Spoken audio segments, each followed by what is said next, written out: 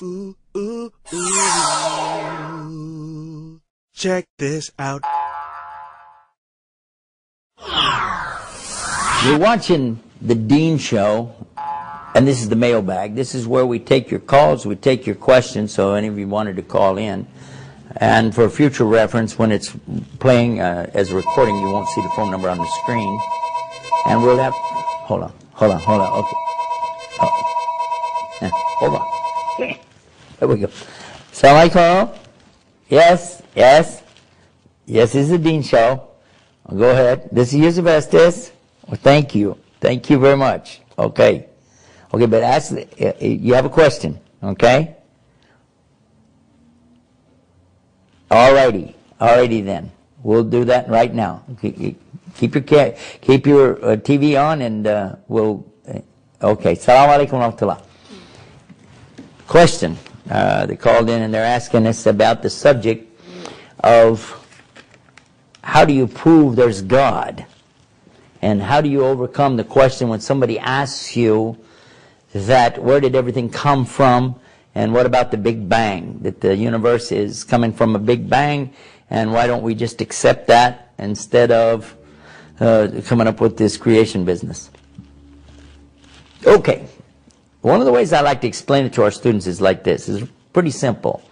First and foremost, if they're not Muslim, I always remind them that we say, thank you for asking me about my religion, refer to the Quran and the teachings of Muhammad, and make sure they understand that this is not something you're going to make up on the spot. Okay.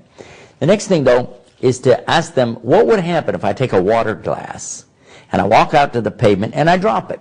And it'll shatter into many pieces, splintered and break, and it'll just be destroyed, glass everywhere. I say, what will happen if I bring another glass and drop it? They said, the same thing. I said, will it be exactly the same? They said, no, it'll be different every time, but it will always be shattered. All right. Now, another thing, when you talk about something just blowing up, we talk about that there was a mass that just blew up, and everything came out of that. Just a big bang is what they refer to, a big bang, a blowing up.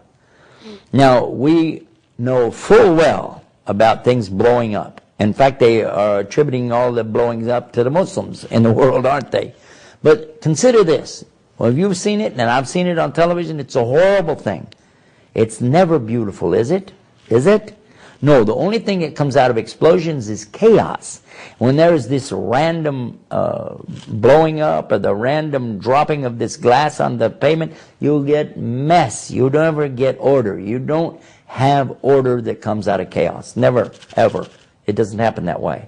So how would it be if a tornado went through a junkyard, a salvage yard, and picked all this metal up, the cars and old refrigerators, and threw them up into the air, spun them around, and then suddenly dropped them down, and it turns out that all of it was compact together and made a brand new Mercedes with the motor running. A brand new automobile and the motor running. Would you accept that? You said, this is crazy. This is wilder than a Steven Spielberg sci-fi movie. You're right. It is. Yet when you look to the universe, what do you see? What do you see? You see these spheres going in elliptical orbits. The sun in an orbit. The planets around the sun in orbits. The moons going around the planets. They're in orbits too. And how is that? How does this come about? Stop and think about it. Is it possible that this kind of order comes from an explosion? Without a design, without a plan? And when you look to the microscope, you look at these molecules, and you know these also are what?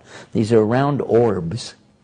And the theory of the atom is the same thing, that you have a proton, an electron, a neutron, and these are also spheres going in orbits around other spheres. So what we find under the microscope, we find in the telescope as well. And who is it that designed this? How is this plan all coming together? And a molecule of protein could not be produced by accident if you took all the elements in the universe and slammed them together for billions and billions and billions of times. They would never, ever form the first molecule of protein. And protein is the essence of life itself. We know that all life came out of water. And that's what it says in the Quran 1400 years ago. All life is brought out of water. Allah said that He brought life out of water.